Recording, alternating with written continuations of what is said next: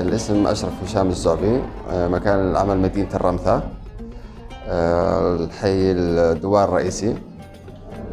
فكرة العمل هو مطبخ إنتاجي مشرف عليه أو المشرفين العمل من نفس البيت، اللي هو الأب، الأخ، الأم.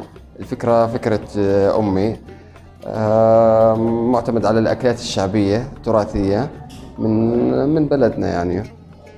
فريق العمل مكون الأكثر فريق العمل من نفس البيت. في جنسيات سورية طبعا. فريق العمل ومكون من جنسية أردنية وجنسية سورية.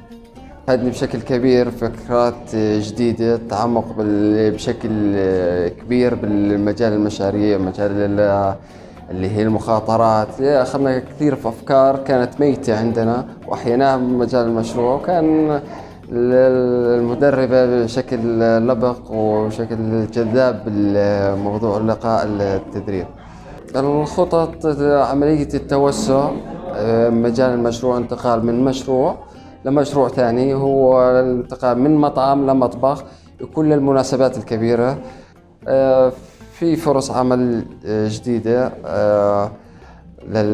كان أردني أو سوري، وهو أكثر مجالنا مجال نساء، طبخ مجال نساء. وعملية دمج بين مشاريع إن شاء الله راح تكون قريبة جدا.